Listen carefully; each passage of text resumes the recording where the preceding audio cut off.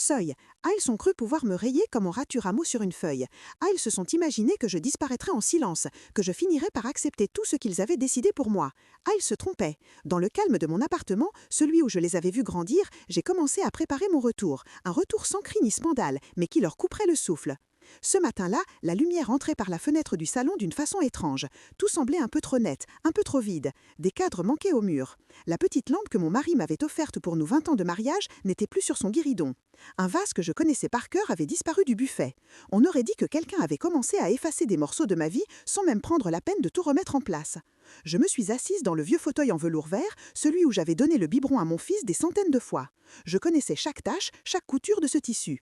Ce fauteuil avait vu des nuits de fièvre, des réveils en sursaut, des disputes aussi, vite réparées autour d'un chocolat chaud. Et ce matin-là, il a vu quelque chose de nouveau. Il a vu une femme qui comprenait enfin que tout ce qu'elle croyait solide pouvait lui être retiré en quelques signatures. Mon mari et moi avions acheté cet appartement dans une petite ville de province pas loin de Lyon.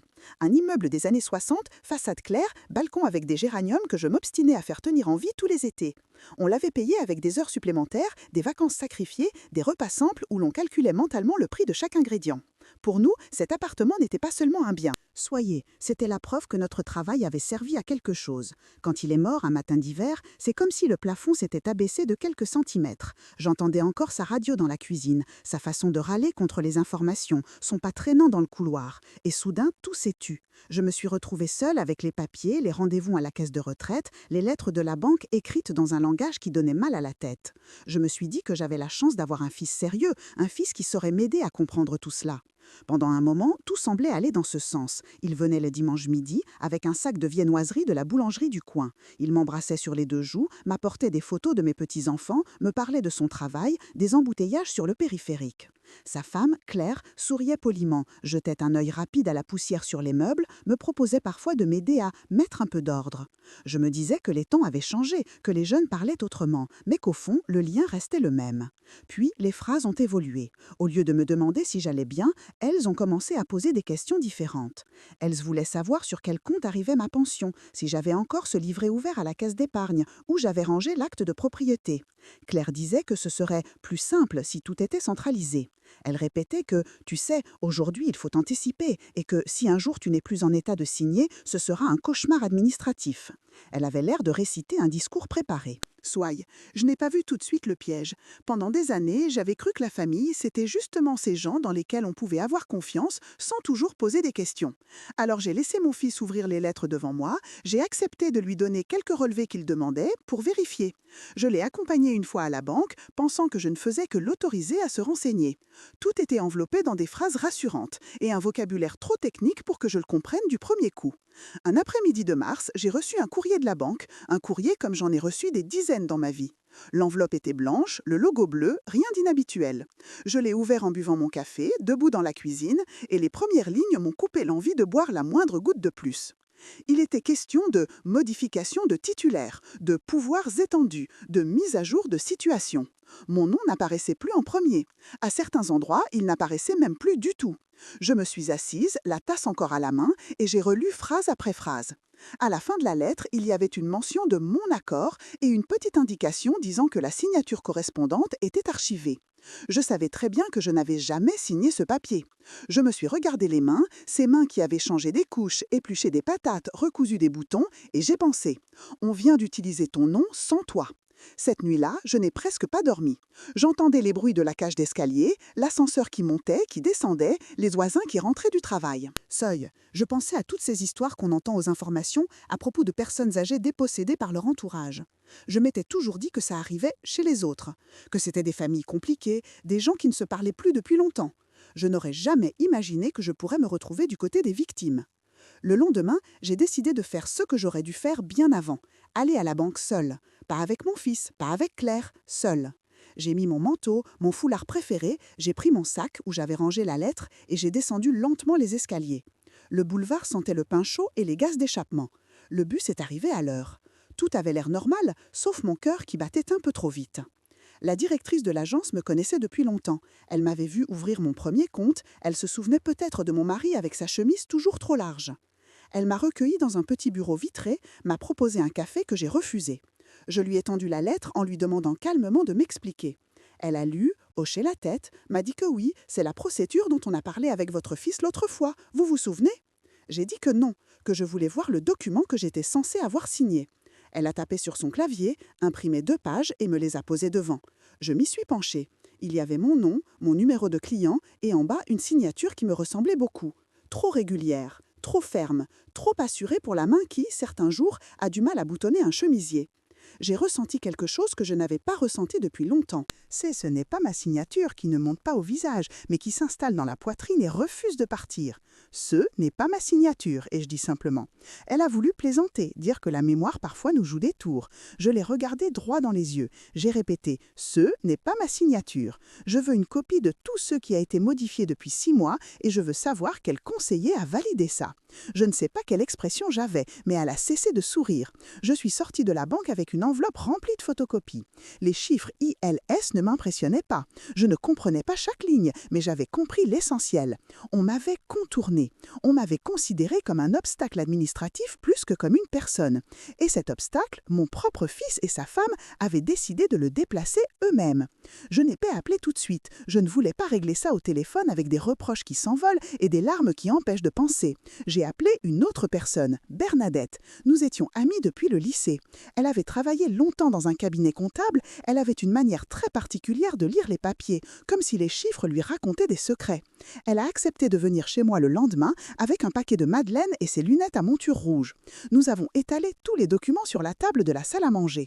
On aurait dit une scène de série policière, sauf qu'il n'y avait ni flics ni suspects officiels, juste 2 vieilles amies qui cherchaient à comprendre jusqu'où l'on avait poussé la plaisanterie.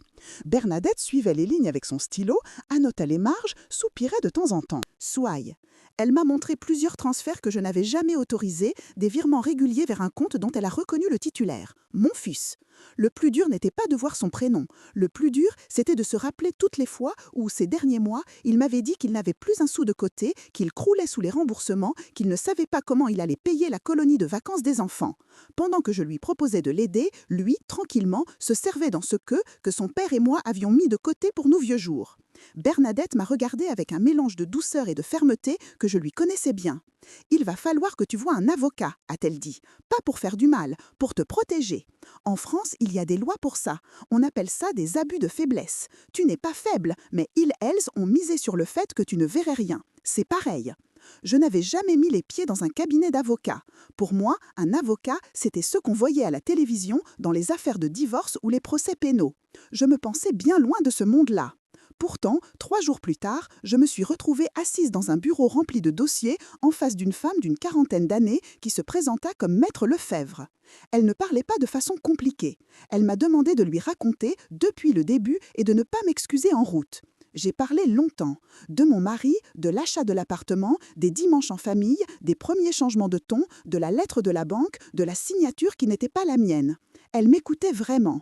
Elle prenait des notes de temps en temps, hochait la tête, me posait une question précise puis replongeait dans mon récit. Soaille, quand j'ai eu fini, elle m'a demandé ce que je voulais au fond. Je n'avais pas préparé la réponse. Je l'ai trouvée en parlant. Je veux qu'on me rende ce qui est à moi. Je veux qu'ils comprennent que je ne suis pas un meuble qu'on déplace. Je ne veux pas envoyer mon fils en prison. Mais je ne veux plus jamais me réveiller un matin en me demandant si j'ai encore le droit de vivre dans chez moi. Elle a réfléchi un instant, puis m'a expliqué calmement les options. Nous pouvions demander à la banque de vérifier toutes les opérations, de geler certains mouvements, de rectifier les pouvoirs donnés de manière douteuse. Nous pouvions saisir le procureur de la République pour signaler un possible abus de confiance et une falsification de signature. Nous pouvions aussi convoquer mon fils à une sorte de confrontation, pas au commissariat, mais dans un cadre civil, avec des conséquences très concrètes. Elle m'a prévenu, soit il serait long, parfois humiliant, souvent fatigant, mais possible. Je suis rentrée chez moi ce soir-là avec la sensation étrange d'avoir fait un premier pas sur un sol nouveau. Les jours ont commencé à s'organiser autour des rendez-vous. Un matin au tribunal judiciaire pour déposer une plainte simple. Un autre à l'étude du notaire qui avait établi certains actes. Le notaire, un homme pressé avec une montre hors de prix, m'a accueilli comme on accueille une grand-mère un peu perdue. Sa façon de me parler a changé quand maître Lefebvre a sorti les documents et posé des questions précises sur la procédure suivie. Il y avait, dans les actes, un pouvoir que j'aurais donné à mon fils pour agir en mon nom. Ce pouvoir comportait mon nom, mon adresse, mon numéro de carte d'identité et, à la fin, cette fameuse signature qui me poursuivait depuis des jours. Ça y est, Maître Lefebvre a demandé où avait eu lieu la vérification d'identité. Le notaire a bafouillé quelque chose sur un collaborateur, sur un possible rendez-vous à domicile. J'ai alors rappelé à voix claire que, ce jour-là, j'étais à l'hôpital pour des examens. Il y a des dates qui ne s'oublient pas. Petit à petit, j'ai senti que les regards changeaient. Au début, on me parlait comme à une vieille dame un peu fragile. Ensuite, on me parlait comme à une personne qui sait ce qu'elle dit. C'est étrange comme un dossier bien monté peut redresser la colonne vertébrale de ceux qui l'apportent.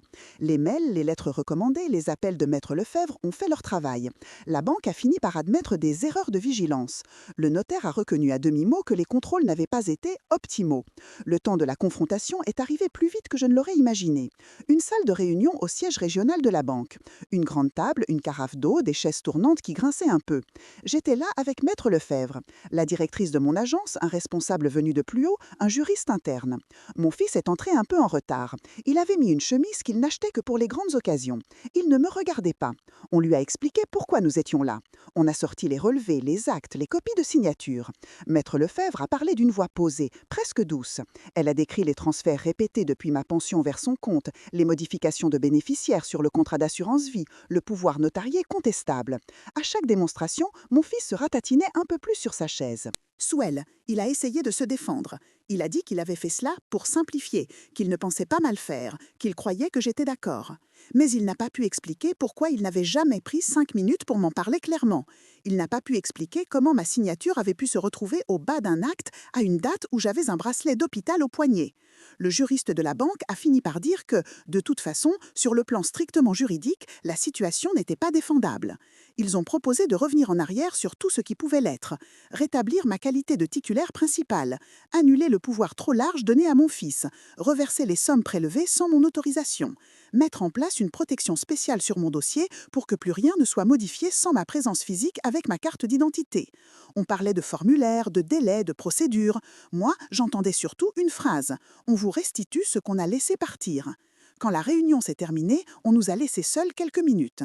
Maître Lefebvre rangeait ses affaires. Mon fils s'est levé, a fait 2 pas vers moi, puis s'est arrêté. « Maman », a-t-il commencé. Sa voix s'est brisée sur ce simple mot. Il a voulu dire qu'il était désolé, que seuls n'étaient pas ceux qu'il avait voulu, qu'il avait eu peur de l'avenir, de l'argent, de la charge que je pouvais représenter. Il a voulu se justifier et s'excuser en même temps. Je l'ai regardé comme j'aurais regardé un inconnu qui me rappelle quelqu'un. Je n'ai pas crié, je ne lui ai pas dit tout ce qui me brûlait les lèvres. Je lui ai simplement répondu que certaines choses se réparent, d'autres se constatent. Soyez-elle, que la confiance ne revient pas parce qu'on signe un papier, même si ce papier annule un autre, que nous allions devoir réapprendre à nous parler si l'on avait vraiment envie, et que, désormais, je ne laisserai plus personne poser sa main sur ma vie sans que la mienne soit posée dessus aussi. Les mois qui ont suivi ont été faits de démarches administratives et de petites victoires silencieuses, un nouveau relevé de compte où mon nom reprenait sa place, un courrier de l'assurance vie confirmant que j'étais bien la seule décisionnaire, une lettre du notaire mentionnant la rectification d'un acte. Parfois, je posais ces documents sur la table du salon juste pour les regarder. Ils n'étaient pas beaux, ils n'avaient rien de poétique, mais ils étaient le reflet d'un équilibre retrouvé. On n'a jamais poussé l'affaire jusque devant un tribunal correctionnel. Maître Lefebvre m'a expliqué que nous en avions le droit, que les faits constituaient un début de faux et d'abus de faiblesse. Mais c'est moi qui ai décidé de m'arrêter là. J'ai imaginé mon fils sur le banc des prévenus, j'ai imaginé mes petits-enfants lisant plus tard dans un dossier qu'il avait été condamné. Je n'ai pas pu. Ce que je voulais, c'était mettre une barrière solide entre moi et leur avidité, pas détruire ceux qui me restaient de famille. À la maison, les choses ont changé de façon plus subtile. Mon fils a recommencé à venir, moins souvent au début, puis un peu plus. Il arrivait parfois avec un sac de courses sans commentaire. Il s'occupait d'une prise électrique qui ne tenait plus, montait un nouveau rideau, des gestes simples. Je ne le couvrais pas de remerciements comme avant. Je constatais, c'était un langage nouveau entre nous. Souillé ni effusion ni reproche continu. Une prudence teintée de possibilités. Claire, elle, a mis plus de temps à revenir. La première fois, elle a frappé doucement, presque comme si elle ne se sentait pas vraiment chez elle. Elle tenait un gâteau acheté à la pâtisserie et un bouquet de fleurs qui sentait trop fort. Elle s'est excusée à demi-mot, parlant de mauvaises influences, de pression, de peur de manquer. Je l'ai laissée parler. J'ai compris qu'elle cherchait surtout à diminuer sa culpabilité. Moi, je n'avais plus envie de lui donner ce cadeau-là. Je lui ai simplement expliqué que, pour moi, ce qu'ils avaient fait ne relevait pas d'une erreur de jeunesse, mais d'un mépris profond. Elle a baissé les yeux. Elle n'a pas cherché à répondre. En parallèle, je me suis rapprochée du club des aînés de la ville. J'y allais déjà pour quelques ateliers mémoire ou pour le loto, mais je me contentais de rester au fond, d'écouter. Maintenant, j'avais quelque chose à dire. Un jour, une assistante sociale est venue faire une présentation sur la protection juridique des personnes âgées.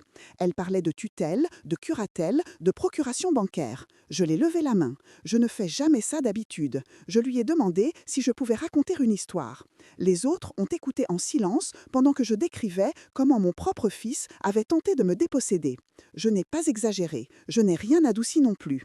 J'ai raconté la lettre, la signature imitée, la banque, le notaire, l'avocate. J'ai terminé en disant que le plus important avait été de me croire moi-même, de ne pas me laisser convaincre que je me faisais des idées. Plusieurs femmes sont venues me voir à la fin. Soyelles. Elles avaient des enveloppes remplies de papier, des regards inquiets.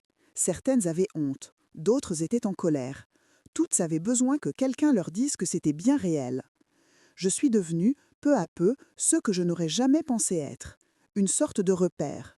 On me demandait de jeter un coup d'œil à un relevé, d'accompagner l'une pour ouvrir un compte à son nom, d'allumer le petit voyant rouge lorsqu'un neveu très serviable se montrait trop intéressé par l'épargne de sa tante. Je n'étais pas juriste, je n'étais pas experte, j'étais juste une femme qui avait traversé ce feu-là et qui savait reconnaître les flammes. La relation avec mon fils ne s'est pas réparée d'un coup. Certains soirs, je m'asseyais dans mon fauteuil en pensant à lui en petit garçon, à ses mains collantes de confiture, à ses yeux fiers quand il ramenait ses dessins de maternelle. Je me demandais à quel moment exact on avait glissé. À quel moment la peur de l'argent, la pression de la société, la fièvre de réussir avaient pris plus de place que le respect pour celle qui lui avait appris à attacher ses lacets. Il n'y a pas de réponse simple. La vie n'est pas une équation. Pourtant, de temps en temps, j'apercevais en lui quelque chose qui ressemblait à un début de prise de conscience. Un jour, il est venu sans prévenir, juste pour prendre un café. Sans dossier à faire signer, sans plainte à formuler sur ses fins de mois. Nous avons parlé de météo, de l'équipe de football qu'il avait toujours supportée, de la boulangerie qui avait changé de patron. Et puis, il a dit, sans me regarder: je ne sais pas comment toi et papa vous avez fait pour rester droit dans vos bottes. Soyez, je crois que je me suis perdue. Je n'ai pas répondu. Parfois, le silence est plus éducatif que n'importe quel discours. Il a bu son café, il a regardé autour de lui comme s'il redécouvrait l'appartement, les photos, les objets. Il a posé la main sur le dossier du fauteuil de son père, puis l'a retiré. Je crois que ce jour-là, j'ai commencé à voir en lui non plus seulement le traître, mais l'être humain fragile, capable du pire comme du meilleur. Les saisons ont continué de tourner. L'hiver a laissé place aux terrasses remplies, aux enfants qui jouaient sur la petite place devant l'église, au marché de producteurs le samedi matin. Je retournais au marché moi aussi, avec mon cabas à carreaux. Je choisissais mes tomates, mon fromage, un bouquet de fleurs pour la table. Quand je croisais des voisins, il ou elle s'arrêtait pour prendre des nouvelles, pas de manière intrusive, mais avec cette chaleur discrète qui fait les bons quartiers. Petit à petit, j'ai cessé de me réveiller chaque matin en me demandant ce qu'on allait encore essayer de me prendre.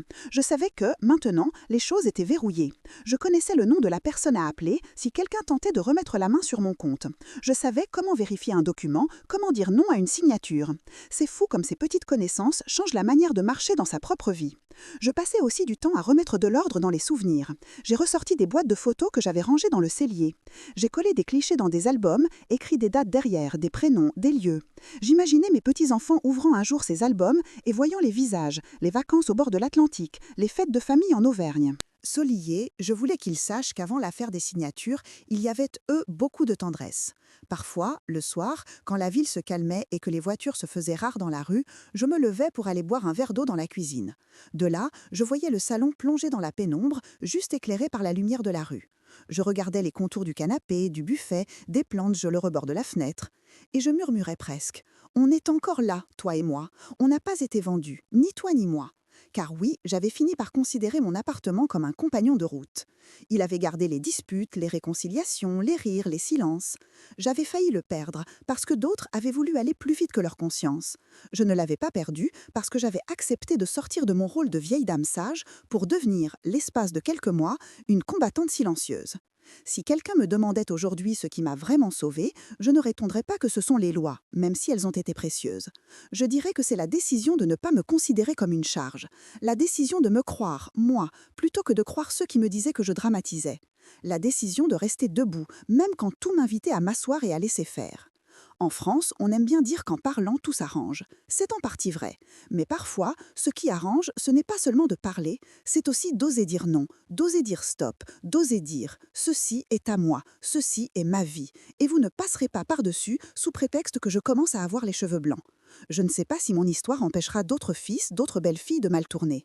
Je ne sais pas si, en restant cordialement, nous avons accepté de sortir de notre place. Nous avons réussi à ne pas donner leur sol à leurs fils. Soy, je ne sais pas si elle changera quoi que CE soit à la façon dont certaines banques ou certains notaires vérifient les signatures. Ce que je sais, en revanche, c'est qu'elle a changé quelque chose en moi. Je ne suis plus seulement la grand-mère qui cuisine des gratins et qui garde les enfants le mercredi. Je suis aussi celle qui a su dire à son propre fils « Tu as franchi une ligne ». Et c'est moi qui vais la redessiner.